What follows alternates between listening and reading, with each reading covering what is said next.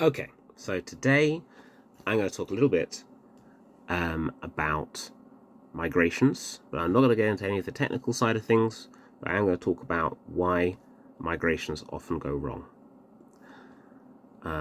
It's going to be a little bit of a rant, if I'm going to be honest. And these are all things that are avoidable with good planning, and this is much more to do with project planning, I guess, and setting expectations than anything else. There's no reason why any SEO visibility should be lost as part of a migration. Whatever type of migration it is, it can be just changing hosting, it can be changing platform, it can be changing templates, it can be moving to new domains or consolidating domains, whatever the reasons, there is no reason why you should lose traffic, and there is every reason why you're probably going to gain traffic and SEO visibility if you get things right.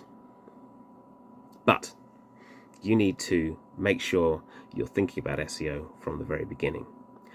And that's probably even before, if you're using a web dev agency, even before you sign the contract, or if you're working with internal team before you get the project kicked off, you probably need somebody like myself with a lot of experience of migrations, who can help you come up with what is the minimal viable product going to be, what is the acceptance criteria for the final website and the end of the project going to be, and make sure that those are included in contracts. And it's not just from an SEO point of view.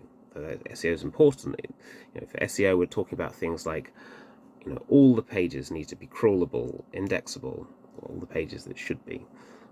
Not just the pages though, the content as well, which is one I've seen a few times now, where the web dev agency have built a website where there's links and the pages can be found and crawled and indexed, but maybe there's content that can't because they've used Angular or React and created horrible single page applications. I said I wasn't going to get too technical, but this is where having that acceptance criteria comes in, making those basically smart, so specific, measurable,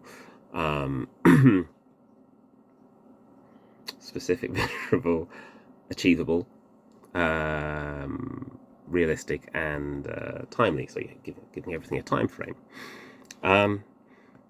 But it also includes things like accessibility, the speed of the website, which obviously does impact on SEO, but just general things like the user experience and so on should all be included within that acceptance criteria.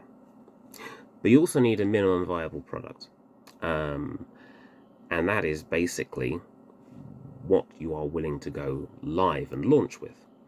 Because a lot of the time you get to launch day and you need somebody to take responsibility, or maybe multiple people, so you need to have clear kind of responsibilities for different areas, but you need people to take responsibility for saying, no, this isn't at the right level.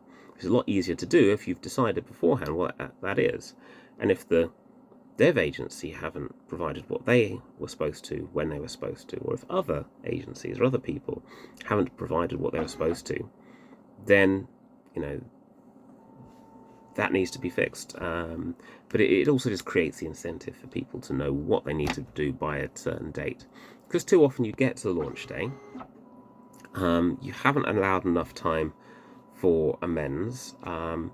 You have an SEO consultant agency or in-house team saying this site is not ready to go live, we will lose visibility. But because the launch day has been agreed and nobody wants to take the blame, it gets pushed through and visibility gets lost. And then it's not as simple as just fixing the issues and expecting that visibility to come back in some cases. So that minimum viable product should basically be saying, well, it needs to be at least at the same level as the old website.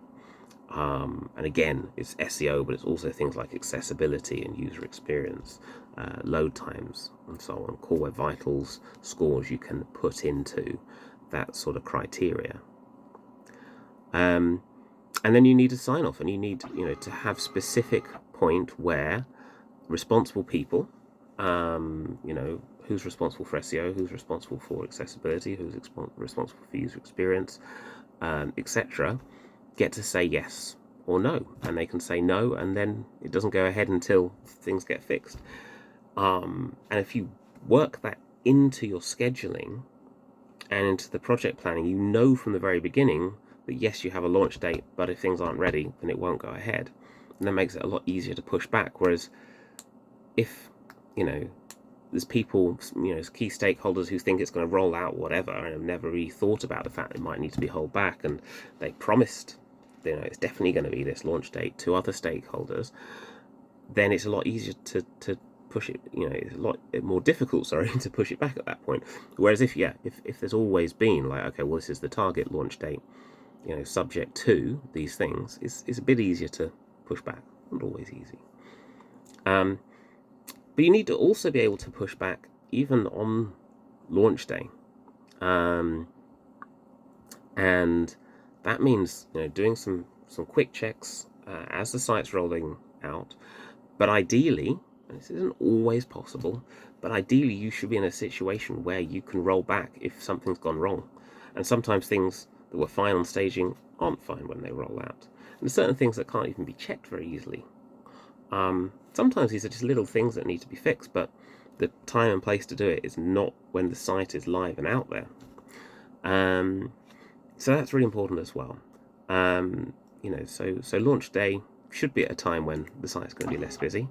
There's lots of times where I've had to work on weekends, or I've had to work in the middle of the night to support on migrations. It's never been my favorite thing at the time, but there's a reason for it.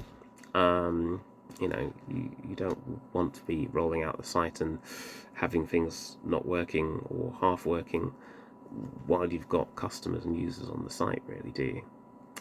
But you're only going to be able to do that if you plan everything from the beginning, like really have a proper project plan.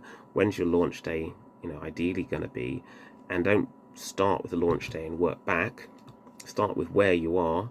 Think about holidays, different public holidays in different places. Think about whether there's times of year where you just don't want to be migrating the site. If you're B2C, maybe it's Christmas. If you're B2B, then maybe over Christmas is ideal, but maybe not going to be very popular with your web dev or SEO teams or whoever else is involved. So many things to think about, and do a proper project plan, so you don't end up in that last minute rush to get everything done. And that includes allowing time for amends and rounds of amends and checking on those amends, and different people having their input. There have been too many times that I've been involved in surprise migrations where suddenly there's a site in staging that's about to launch and get asked to check it, kind of fairly sure that if we find anything major, it's not actually going to be possible to push back. I try and avoid being involved in those sort of projects nowadays, but everyone who's worked in agencies, I think, has experienced that at some point.